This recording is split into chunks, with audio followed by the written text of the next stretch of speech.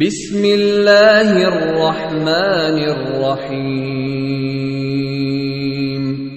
شروع کوم پنوم د الله چې بخون کې مهربان دی.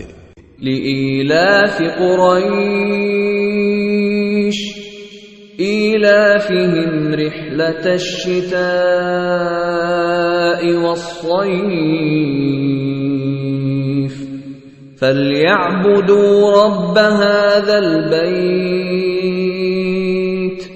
الذي أطعمهم من جوع وآمنهم من خوف.